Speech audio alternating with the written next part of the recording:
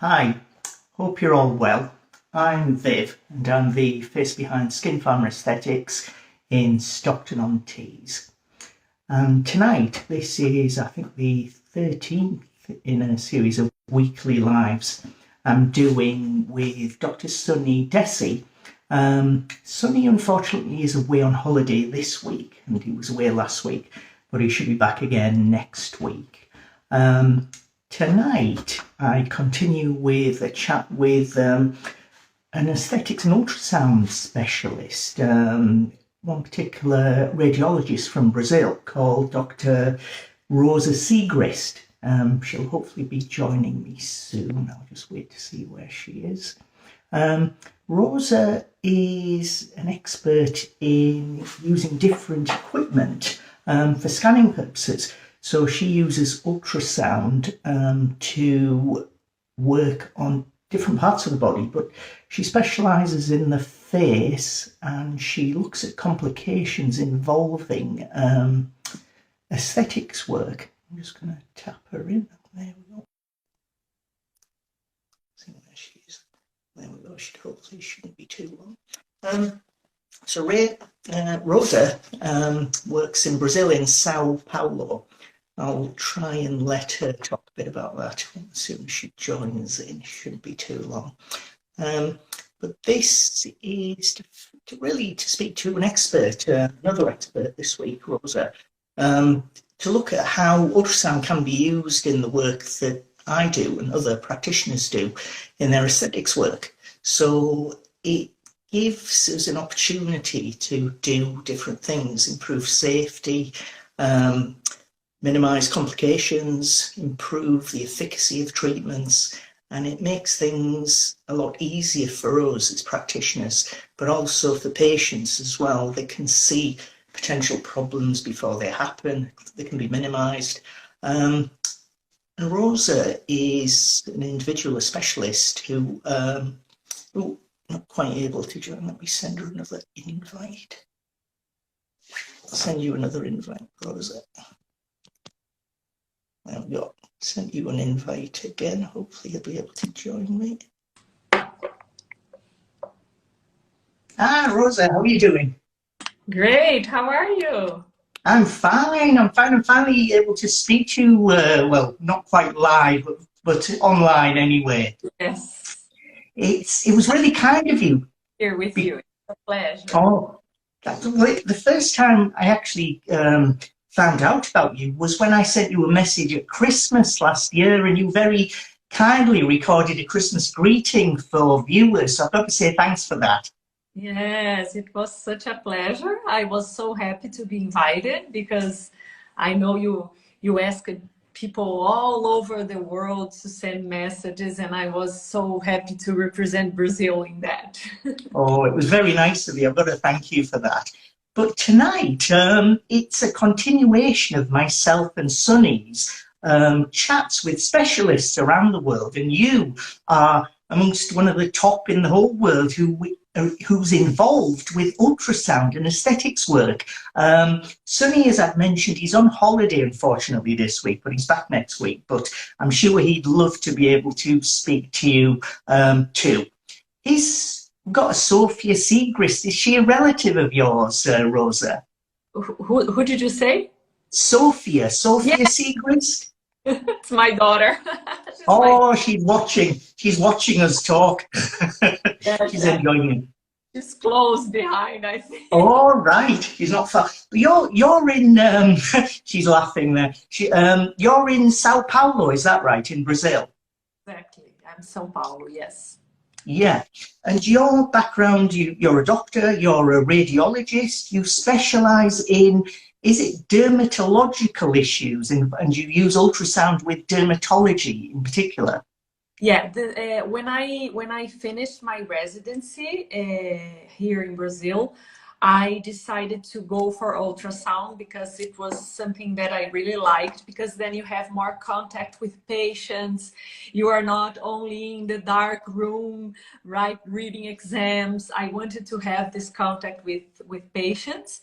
And I found that ultrasound was a method that could bring me this thing that I was missing already.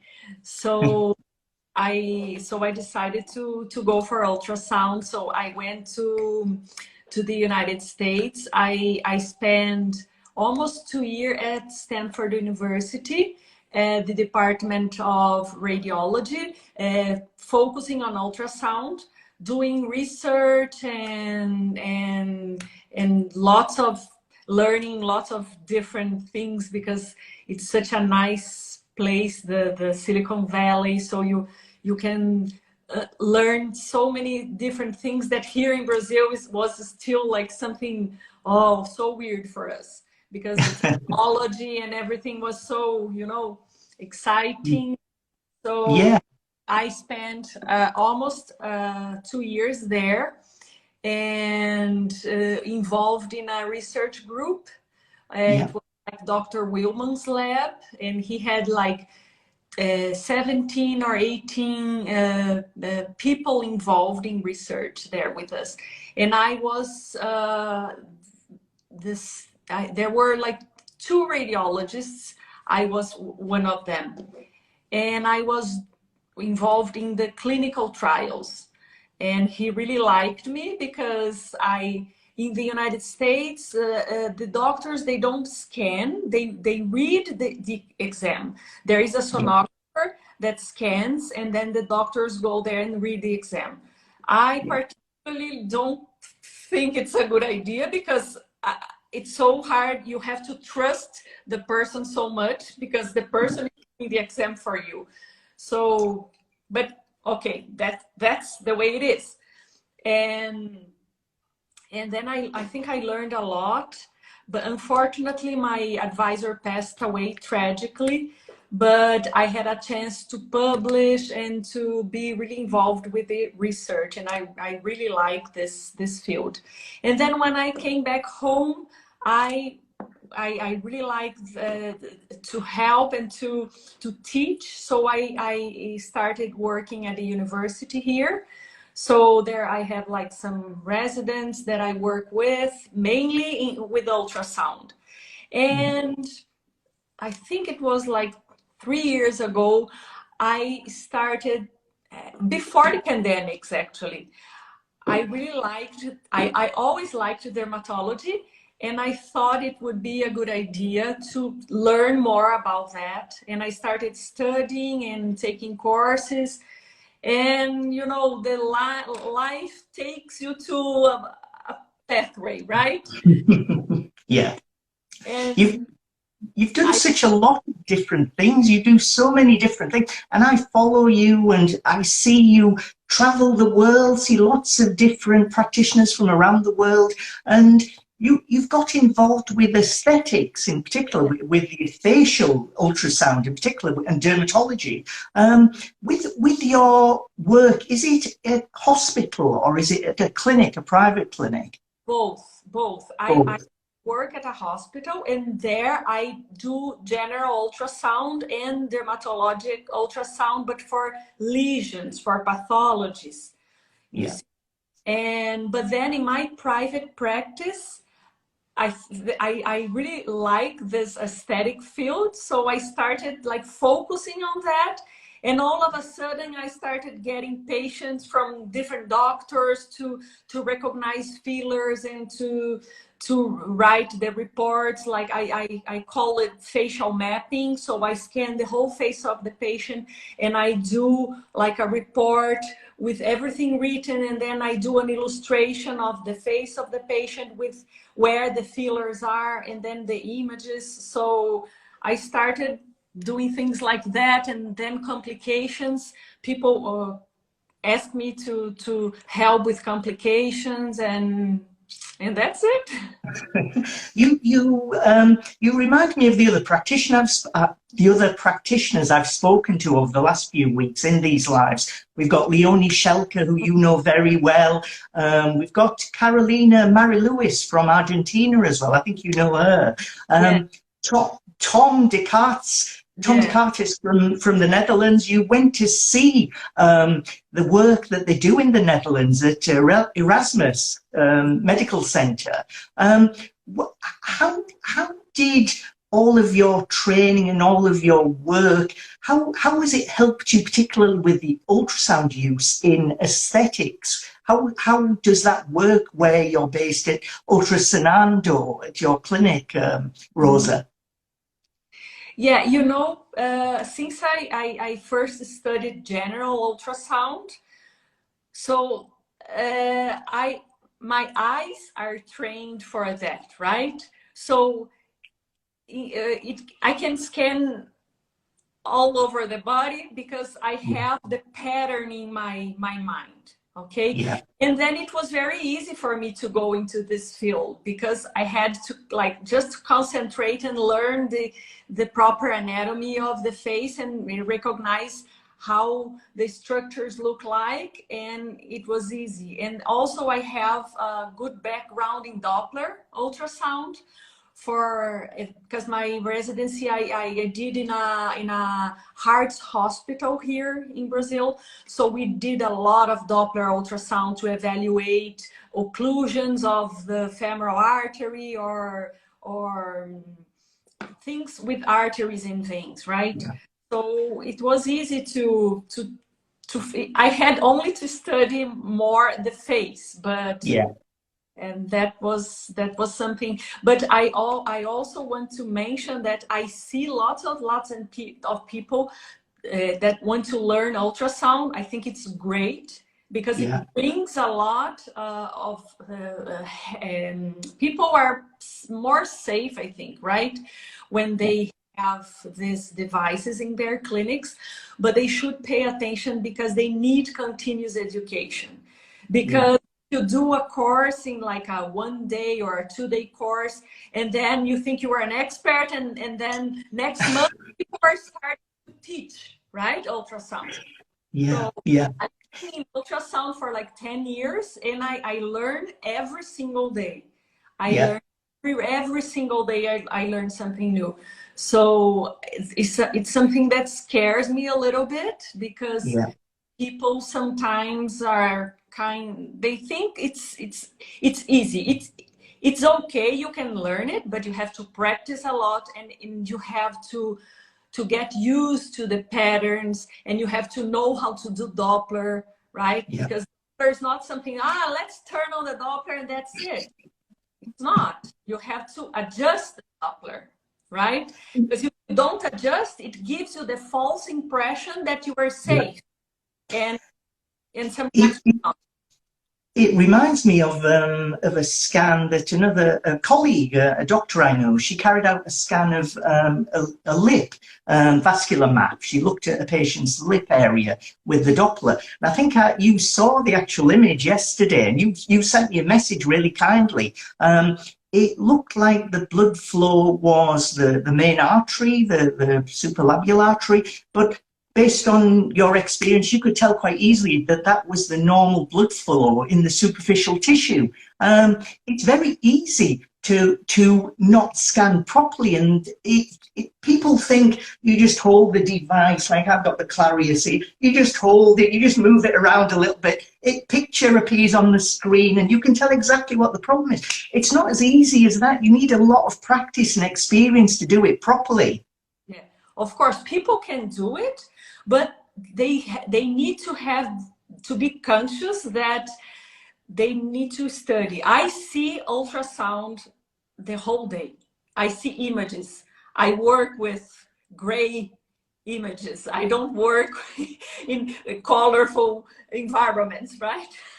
So my eyes are more adjusted to that. Everybody can do it. It's not because it's mine. I have nothing different from you, but I have more experience, right? I see this more often. So of course it makes a difference. So people need to do this, but they have to have in mind that they need constant education and ask questions and go and look for the questions, because there sometimes I don't know what I'm seeing, right? I don't know. So you need to study. Let's study. Let's publish more. Let's do more research. I think that's things, that's something that I really want to do, that I really like, is like research, because you can publish and you can help lots of people with that, right? It's knowledge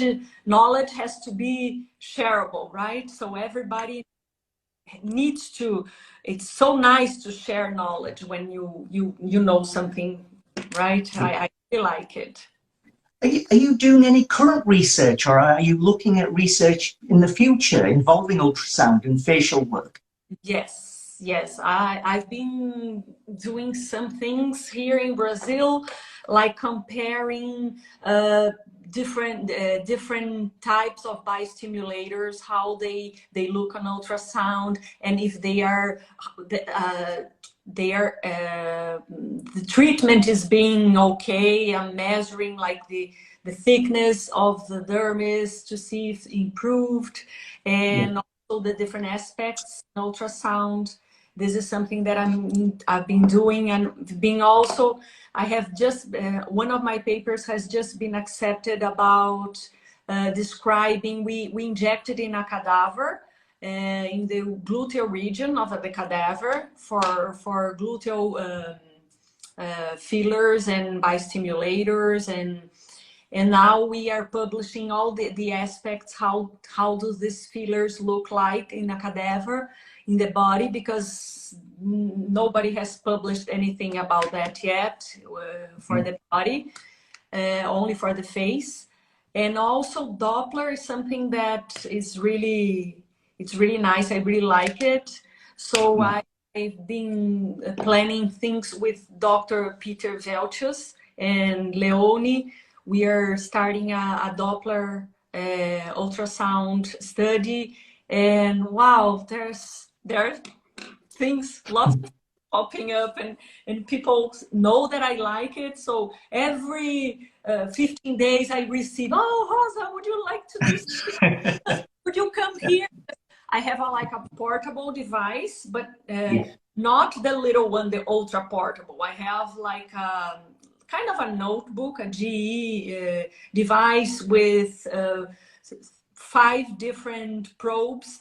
So I usually take my device and go to doctors' clinics here in Brazil. So good for them, because I can help them and they don't need to have a device. And I think everywhere, like in different places of the world, people work differently. Here in Brazil, I do this. I go to different clinics, and I also I'm gonna have my own clinic by the end of this year. I'm planning things here, and it's gonna be really nice, because then you have your own place. You can do the way you wish. So I'm very excited about this. I'm sure you'll do really well, Rose, right? I don't doubt that at all. I'm sure you'll be very popular. You do lots of training. You mentioned the training. It's important to have initial training, but as you mentioned, you've got to maintain the training. You can't just do a single piece of training and expect to continue with that for the rest of your career. You travel the world, you come to Europe, you travel around the States, South America. What do you enjoy about the training? Is there certain things you enjoy about doing the training with different practitioners around the world? Oh, I like, because I like to see people, their eyes start glowing when they you are there teaching, and you're oh, look, this is the facial artery, this is the subcutaneous here and that, and then you teach them, and then when they go to the hands-on part, and they start, oh, look, this is the carotid gland. I know, I saw it. Oh, look, I can see this and that structure, and people get so excited, and it makes me like, so happy to see that. And we noticed that I went to Poland 2 times this year. I've been there for 2 times, and I'm going to return in the end of August.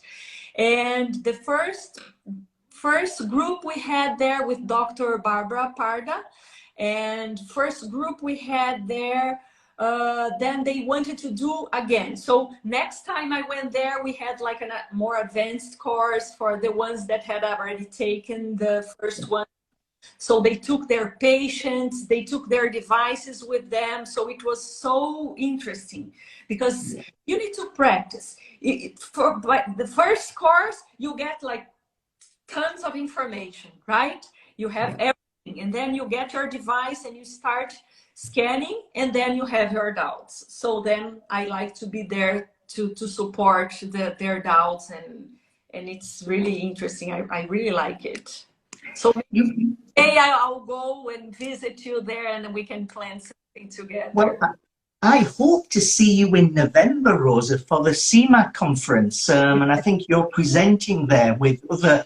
Look, yes, hopefully you'll be there. And I'll hopefully be there as well to meet you, Leonie, Tom from the Netherlands, and other practitioners as well. There should be quite a few people meeting up there.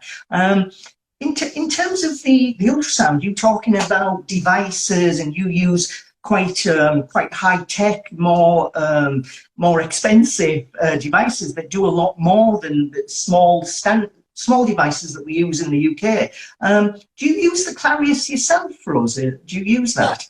I do have it, but for my scans, I'm used to big machines. I send you images, right? So I have very good, I have access to really, really good devices at the hospital, the devices that are really, really expensive. And so for me, I prefer, of course, the bigger machines, right? Yeah. The image is better. There's no way. I'm used to that. So the image is better. But for the ones that are starting, for the ones that are in their offices and use that like once a day or once a week, so there's no point in buying a machine like a very big machine with lots of features and stuff. So but we need to also to think, because lots and lots of people ask me about this. I receive on Instagram questions like, oh, which device should I buy? And it depends on your objective. What do you want to do?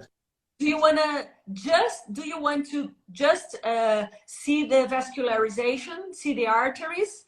Then you can go for a simple device like that. Do you want to recognize fillers? Then you need to pay more attention, because then you may need something more, you know, another step. You have to go to another step of devices. Oh, you want to focus on diagnostic images, for example. You want to see tumors, see their extensions like melanoma, basal cell carcinoma, or you want to see if you have satellites, lesions. So then you need to go another step up, you know. So it depends on your objective. That's what I. For say a practitioner who's carrying out aesthetics work, injectable filler treatments, high hyaluronic acid based fillers, and they may be considering buying a device, using a device for their normal work, vascular mapping, maybe assessing previous fillers, maybe guided injection, maybe they're considering a scanner. What advice would you give somebody like that, somebody who's got no idea about ultrasound but wants to look at their options? What would you say to them? I would say that you need to pay attention, because a minimum of 15 megahertz, the frequency of the probe is required, right? There are some devices out there, they are like 12 megahertz, right? Probes. And you can recognize things, you can do some guided injections, but then to recognize fillers, then it's not good. So you need to pay attention to what you want to do, but always think about 15, this number, the magic number. this is not a thing that I created. It's on a consensus that Dr. Wartzman was in there. And also in this consensus, they say that people, to be able to do diagnostic imaging in dermatology, they should have at least 300 exams a year.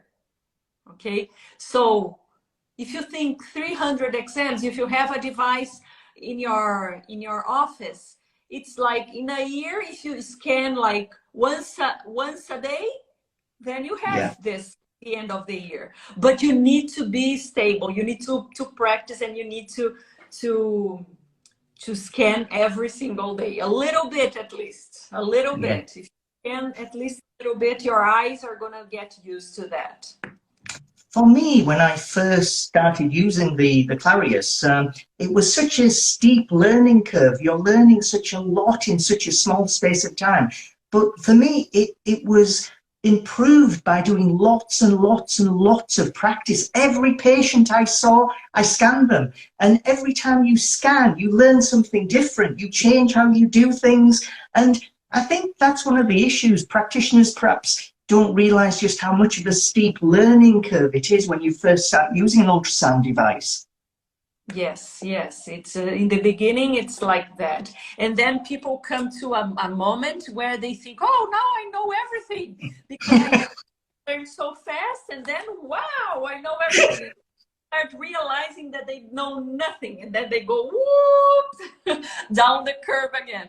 And then you start studying more, you start reading papers, you start getting books, and then you start, oh, okay, so now let's go little by little. It's like this curve, and I know this curve. One of the great things about the ultrasound, though, since I've been using it, I've almost been forced to learn anatomy more and more and more, because you understand textbooks, but textbooks aren't the same as looking at an ultrasound scan. And everyone's face is very different to everyone else's. So that's one of the biggest problems with aesthetics. I think it's difficult for people to understand what they're seeing in relation to what they think they know. They may know their anatomy, but when they see it on an ultrasound scan, they'll think, I don't know anything at all. Yeah. And you know what? Patients don't read the books, right? Patients don't read the books. So all these variations that we find, and it's amazing. I was in a conference last week, and one of the main people there from this conference, and we were in an ultrasound section, and she said, oh, it's amazing how much these girls here that do ultrasound, they know about anatomy. Because we study the anatomy, but then we go there with a probe and we recognize it.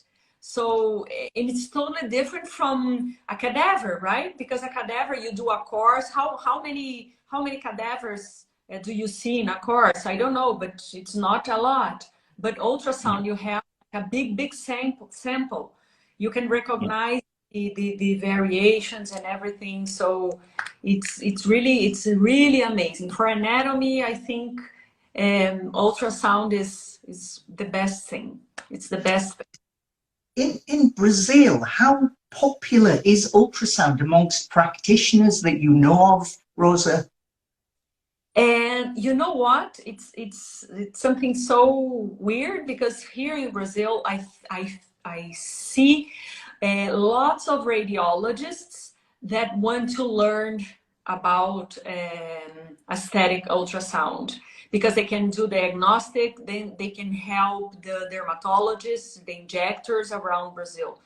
So I feel that radiologists and people who are not radiologists, but they are doctors who perform ultrasound, they want to learn it, because it's something that you can make more money than working for a laboratory, for example, right? Mm-hmm. And so I feel that there's a lot of people that want to do this. But also, you were asking me about the injectors, right? There are people that they buy the ultrasound and they say, look, how did I survive up to now without, right?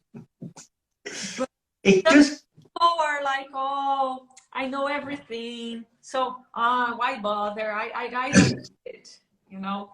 So you see all different types of, I think, all over the world, people that feel it's useless, and yeah. people that think I cannot do anything again without ultrasound. So, but I think people want to learn. I think they are starting to have this idea in their minds that they, because you know, everywhere you see Incas, right? Incas, I had never been to Incas before, so I went there in this February, and it was amazing because almost like all the sections with cadavers, they have the correlation with ultrasound, injecting with ultrasound and recognizing the structures with ultrasound. So I was presenting like a lesson here in Brazil about the what's new now, it's called, it's wing there, it's what's new now. So I did some research on that for the last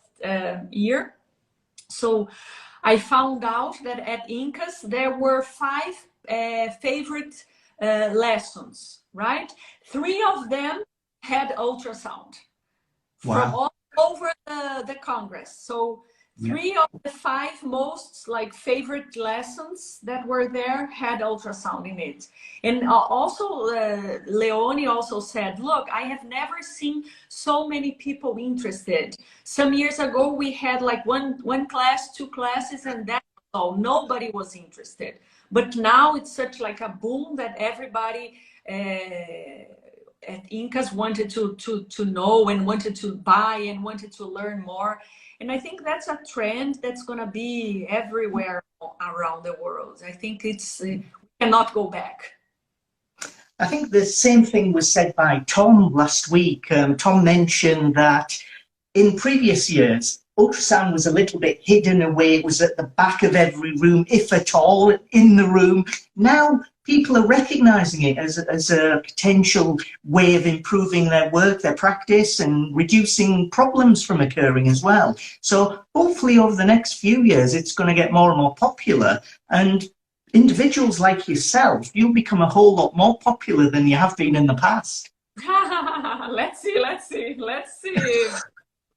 I'm sure you will. But one of the things you're doing, you mentioned writing, and one of the books that you've been involved with is the Applied Ultrasound to Dermatology and Cosmetics book. So you contributed to that book based on your own experience. Yes, I wrote the anatomy chapter, the facial anatomy, where, of course, with ultrasound, always ultrasound. And I helped also in the cosmetics chapter, and also the vascular lesions and solid lesions. So I was involved in 4 chapters, and it was maybe we are planning to have it translated into English. So hopefully by the end of the year we are gonna have some news. Let's see. Hopefully you'll be able to mention something at the CMAC conference in November about it, possibly. Hopefully you'll be able to say more about that. Yes, that would be. I'm so excited about this conference. I think there'll be a lot of people looking forward to seeing you and speaking to you and the other specialists there. It'll be really nice to meet up face to face for a change. We've been speaking about the work you do, the work you've been doing, the training, but in terms of the actual scans themselves, I've got some examples of the scans that you've done. I've been working on a few practitioners' scans using computer graphics, but I haven't managed to do it on yours yet, but I will do. Don't worry, I'll certainly get round to it. But I thought it'd be nice for viewers to see different things involving the ultrasound with facial work in particular. The scans can be used to prevent complications, improve efficacy of treatment. So I'll go through a few scans. These are ones you've done, and I managed to grab them from your website and through your Instagram page, Rosa. So this first one is just a facial artery duplex scan. I'll get this up. I'll be 1 second. So it's one of the posts you've done, and it looks at the facial artery. Yes, exactly. So there we go. We can see different areas around that part of the face, depressor angulus oris, just around the mouth area. In terms of, as you say, the Doppler using the duplex, just because you've got duplex doesn't mean it's going to give you all the answers as to where the blood flow is. If you don't use it properly, you can end up with a whole load of problems, can't you, as you've mentioned. Practitioners need to be careful, again, with the training and with practicing and maintaining their education ongoing. With Doppler, you use it to identify blood flow around different parts of the face. You can identify problems with occlusion. I think do you tend to see problems involving the facial artery and around the lower face in particular? Do you deal with many complications around that area? Yeah, so this afternoon I was helping a dermatologist here in Brazil, and she had performed like a chin filler, and she had like a vascular occlusion. I think it was because of compression, and I was there helping her localize the vessels and looking for the places where we had hypo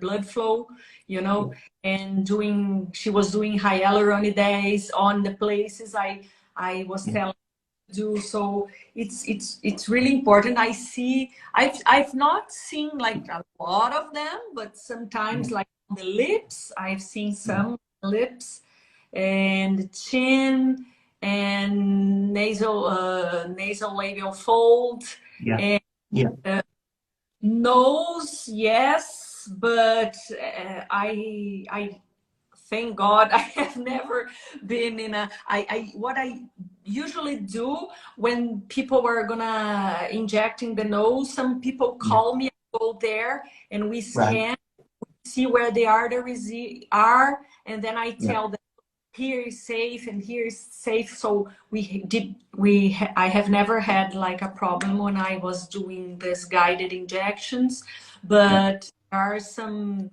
really nasty occlusions on the region, right?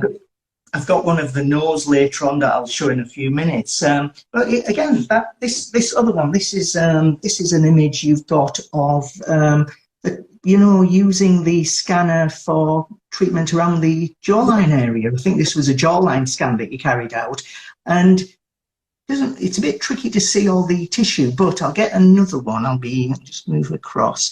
This one's the jowl, so we've got an area around the face. Just get this one. There we go. It's fat pad. You can see the buccinator muscle and the DAO. So and this image is made with a device from university that's really, really, really good. So and the probe also, as you can see, the extension of the image, the probe is like the footprint. It's not this probe. It's a much right. It's a bigger probe. This probe is not the one that I use because I like the big ones. It's like the Philips one that Dr. Peter and Leone use there in the Netherlands. It's like a bigger footprint, which for me, it's good for anatomy, but I don't think it's not good for like regions like the nose, and because it's too big for the nose, for example. I prefer the hockey stick for the nose and for the lips. There was another one, layers of the face, where you've got different types of tissue that can be seen on this particular scan. Again, let me just see. You can see to read because of the size of the text, but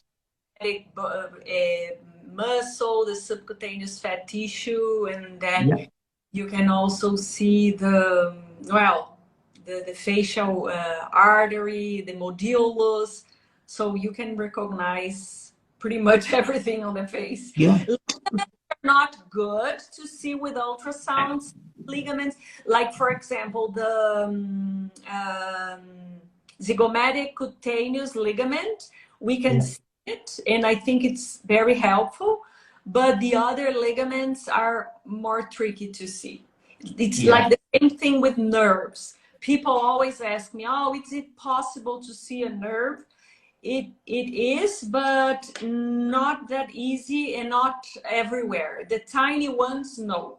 But when they are emerging from the foramen, yes, then you can see it. Yeah, no problem. Another one, this was involving duplex, guided duplex injection. Let me just get that up. Just play this. There we go. So it was, I think you're using a cannula. Mm-hmm. Yes, exactly.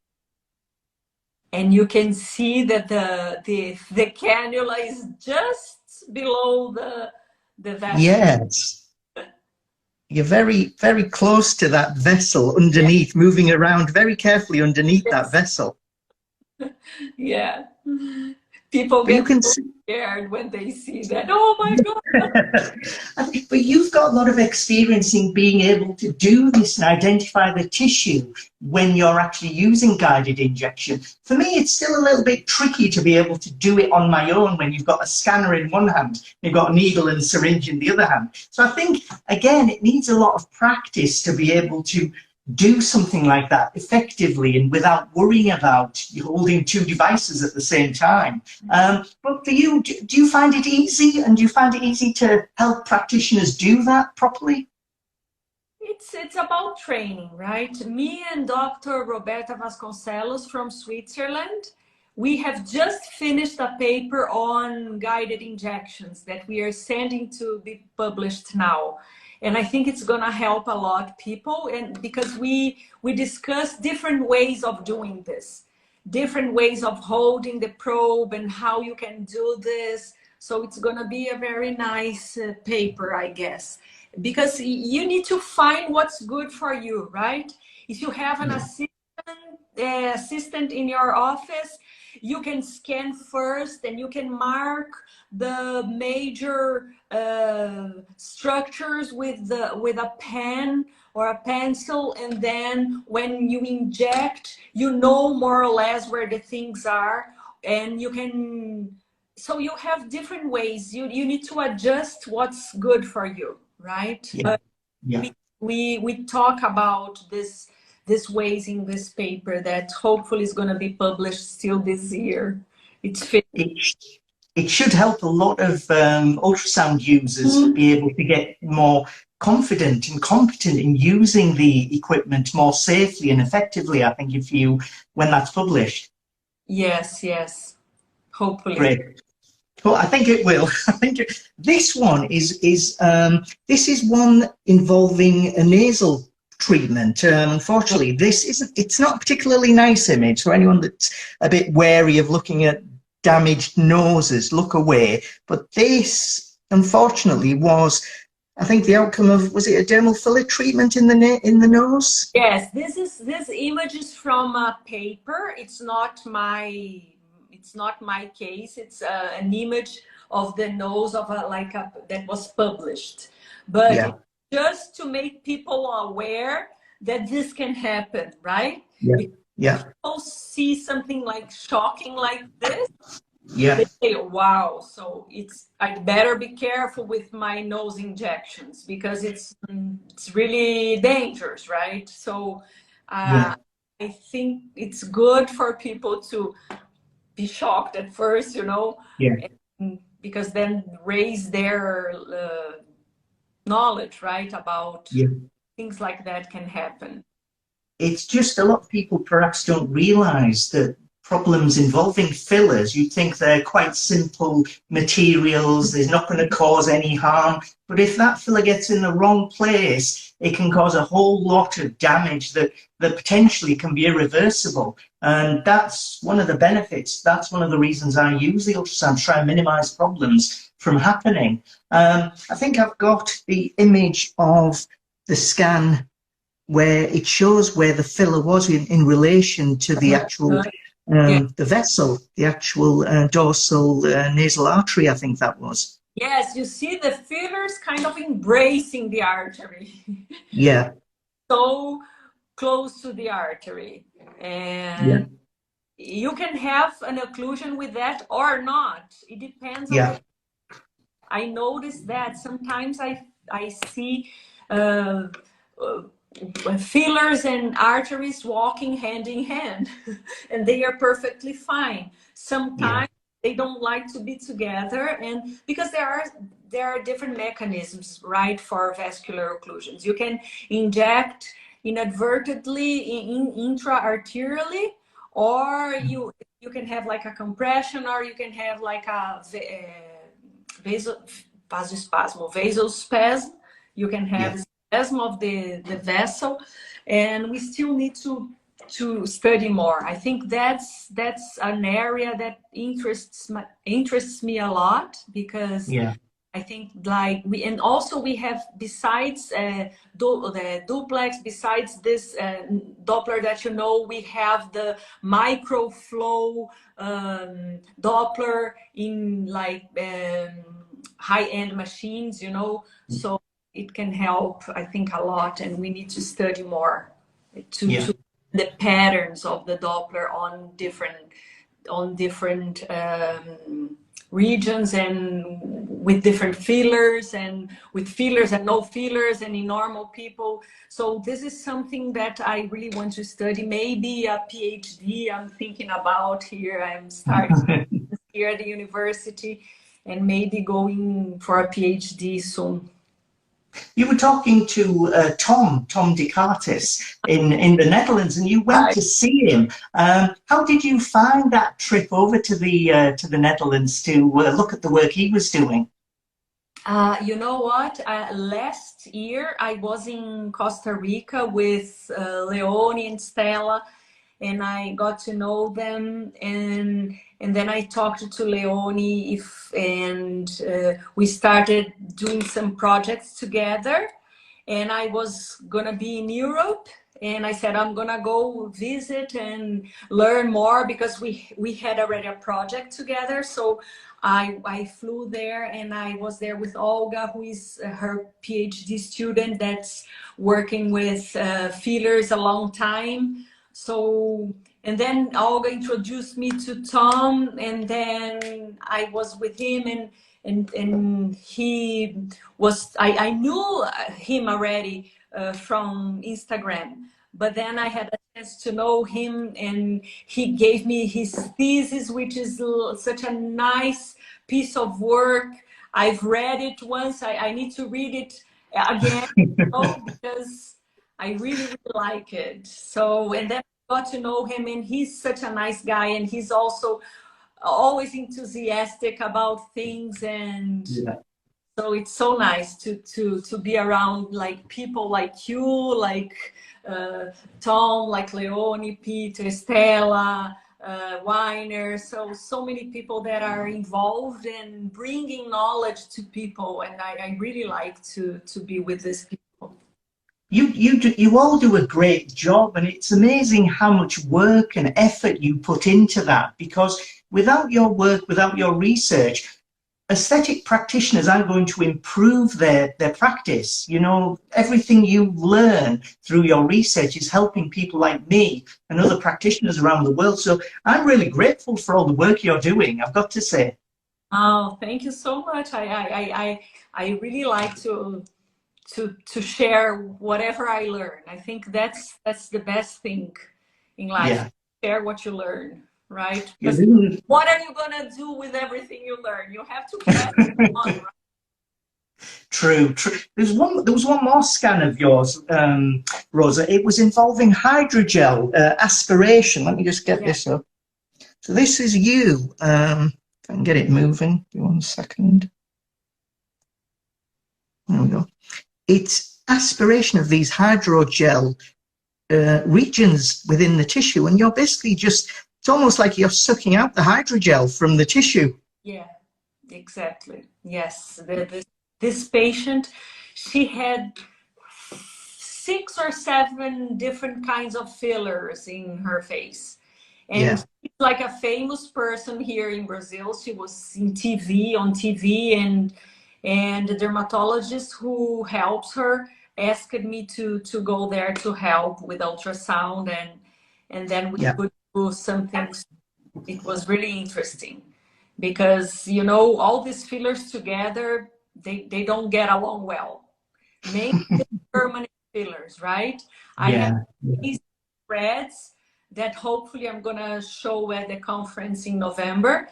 And the patient had a silicone on the nasolabial fold. And she had a thread inserted here, and the thread was like pinching the silicone, right? On that place, oh, it was not good. So there was like a collection, and I could recognize where the problem was. So Dr. Luciana, I work with her, and she was there and she could catch it, and it was like a coil thread. It's like 30 centimeters, 30 centimeters of thread, like this. So she started pulling. Oh dear. Oh dear. Oh That's, my God. Yeah. these problems occur on and on. You get different problems like this all the time. Is that right? Yes. You know, I think since I started working with this, with complications, I receive a lot of requests to evaluate complications and to help with device, with the ultrasound device. And I think it's good because then people sometimes they get so desperate, they come to me, oh my God, please help me. So it's so when they can solve it and then I can help them. It's such a pleasure for me to do this. The first thing is the patient, first thing, and then Yeah. comes the rest. So if the patient is good, then I'm good. If the patient is not good, if the patient is sad, or if there is a problem, then I don't sleep at night. Yeah. Well, the ultrasound scanner I use, it's helped me to sleep on many nights that it otherwise wouldn't have. So I'm quite grateful for that. But we've been speaking about what you've done, what you're doing now. What about the future? What do you think the future holds for ultrasound in aesthetics work? What would you like to see and what do you think will happen? Everybody with their own machine, everybody scanning, and everybody bringing safety to their practice. It's the ideal, and I think it's gonna happen because the dermatologists here always say that in the beginning when they had the dermatoscope, right? Nobody believed it. It was like everybody was, oh no, how do we do this? Is it good? It's not. Is it not? It's like the stethoscope, right? For a doctor. So I think it's like an extension of your hand, and you can see underneath the skin. So that's amazing. You know what's happening behind the skin, right? Underneath the skin. So Yeah. that's amazing. I think in all these different probes, different technologies like ultra frequency probes, you know, there is one probe from Fuji. It's like a 70 megahertz probe. I wish I had here maybe someday, but I think it's really important. Imagine everybody, because technology goes so fast, Viv. Yeah. Yeah. Oh, What would you say to maybe individuals that might think, well, yeah, there's ultrasound, it might help, but I've been doing it for years and I've been fine. What would you say to those people? start scanning like at least once a day. Get your device at least once. It's difficult. Yes, in the beginning it's difficult, but it's a matter of time. You have to put some effort on that, and you are going to see that it's going to help you so much. You know exact, because this happens all the time, Viv. I'm there guiding an exam, and then I ask the provider, look, where exactly do you want to be? I want to be subdermal. Okay, but you are not. You know, you are carotid. Oh, no, no. Yes, you are. Look. No? Oh, I want to be in the deep, this deep medial malar compartment. oh, but no, you are not there. So it can bring better results for you because you know exactly where you are. It's not only a question of safety, it's a question of better results for your patient, right? So why not? What are I agree. you for? I agree. I agree completely. One of the benefits is the patient can see what I see on the scan. So when I say something about maybe this old filler, it's causing problems, and me injecting into the same area is only going to cause more problems. So it's best to maybe dissolve, we start again. And without seeing the scan, the patient has to rely on me. And if they don't trust me, it's very difficult for them to follow instructions that I think would be suitable for them. So in my experience, it helps me and it helps the patient as well. Yeah, sure, definitely. It's anything else you wanted to say, Rosa? We've been talking almost an hour now. Can you believe that? Wow, that's a lot. I talk a lot. No, don't worry. But I thought, is there anything else you wanted to say about ultrasound, aesthetics, anything you wanted to mention at all that we haven't spoken about? Oh, I think we have covered everything. The only thing that I want to say again at the end is that everybody needs to get continuous education and read more papers. And if you are in doubt of a structure, send me the picture, send me the image. You can talk to Viv, and we can help people because. I feel that sometimes people get, oh, this is going to be so difficult. No, it's not. It's like when you started injecting, Viv, tell me, did you know everything? No. No, I still don't know everything, but I learn every day. Sometimes I see an image, I say, oh, what is this? I don't have all the answers. But I go after that, I look, I go to the internet, I go to PubMed, I get the books, and then we go. We have to be curious. I think that's why I like ultrasound so much, because I'm curious. I want to know what's behind. I want to reveal all the secrets of a patient to everyone. Oh, this patient, he has this has hyaluronic acid and this and that. It's so funny. You're really passionate. You're really passionate about your work, just like every other practitioner I've spoken to, every expert, Leonie, Tom, Carolina, every one of you is so passionate about what you do. And without, as I say, without people like you, I think things just won't progress. There's a need for people to be curious about what is being done in the world of aesthetics. And without your work, I think it's going to be a real shame that things wouldn't progress without what you're doing now. So what I was going to do, I'm just going to put your details up, Rosa, so everyone can follow you, because I think everyone should follow you, especially if you're an aesthetics practitioner in the UK or abroad. Follow Ultrasound, and that's Rosa. She's a really nice person. She's helped me with bits and pieces in the past, and I'm happy to help her with anything I can do for her as well. But next week, we've got Sunny back, luckily. Sunny's back from holiday. And we've got Dr. Stephen Harris, who I think will be at CMAC as well. So he will probably like to see you in November too, I think, Rosa. Are you pleased about the fact that social media, Instagram has helped you to meet all these other people? It's helped me to speak to you tonight. What do you think about the fact that all these things can be accomplished using social media? It's amazing, right? Because in the beginning, when I was starting in Instagram, my husband was, oh, why are you exposing yourself?